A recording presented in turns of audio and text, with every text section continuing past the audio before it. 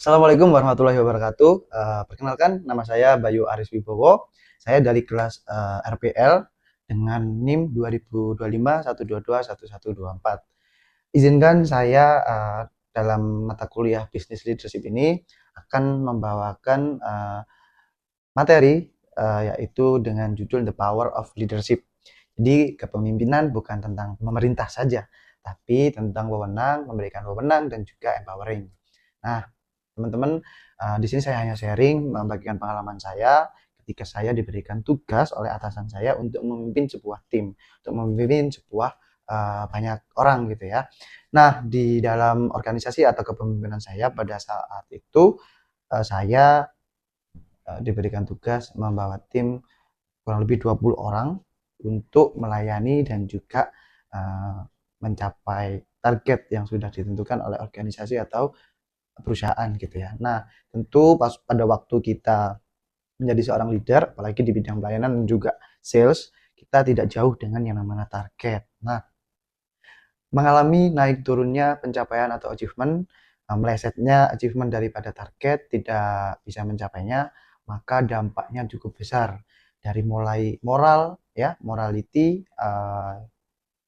karena terdapat pressure yang cukup besar dari atasan kita, tapi kita juga harus mampu mengontrol diri kita sendiri, namun juga harus dapat mengontrol emosi daripada tim kita. Boleh memang kita kerja tidak jauh dari target, kita tahu pressure, namun kita juga harus dapat mengontrol diri kita sendiri. Nah, pengalaman saya pada saat waktu itu dari 20 orang saya memutuskan untuk mengambil beberapa keputusan yang saya rasa tepat gitu ya. Yang pertama, mungkin kita bisa tahu perbedaan seorang bos dan leader. Nah, bos itu hanya bisa menyalahkan gitu ya. Seorang bos, mungkin teman-teman juga pernah merasakan siapa yang salah, siapa yang tidak bekerja. Itu adalah kacamata bos. Sedangkan kacamata seorang leader itu kita bisa menyesuaikan diri dengan tim kita. Jadi hambatan apa nih yang membuat kita tidak bisa maju, tidak bisa mencapai target sehingga tidak achieve. Itu dari kacamata leader. Nah, saya memposisikan diri saya sebagai seorang leader, bukan seorang bos. Seperti itu, teman-teman. Nah, dari strategi taktis yang saya ambil dari 20 orang itu saya pecah jadi 3 tim. Nah, dari target yang besar yang sebelumnya satu tim, kita rangkul, kita pikul bersama target tersebut, saya memutuskan untuk memecah menjadi 3 tim. Dari situ angka terlihat lebih kecil karena sudah dibagi 3,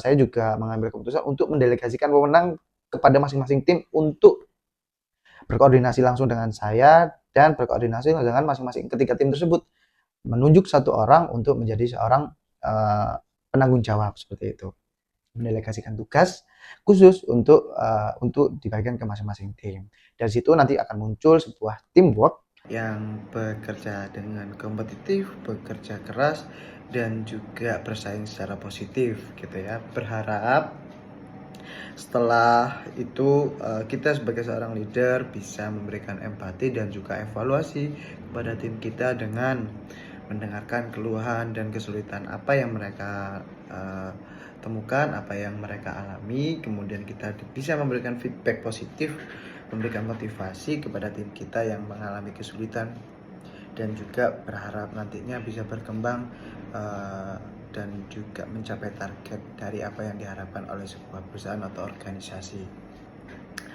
Mungkin itu teman-teman pengalaman kepemimpinan yang sudah saya alami waktu itu. Dari pengalaman itu untuk presentasi kali ini saya tutup dengan closing quotes yang dimana seorang pimpinan hebat tidak berdiri di depan untuk menarik, tapi juga tidak berdiri di belakang untuk mendorong, namun kita berdiri seirama di samping untuk berjalan bersama, menyongsong kesuksesan dan juga keberhasilan secara bersama-sama. Itu ya teman-teman, mungkin sedikit motivasi dan juga berharap semoga ada dampak positif yang diambil oleh teman-teman semua. Saya akhiri, terima kasih dan wassalamualaikum warahmatullahi wabarakatuh.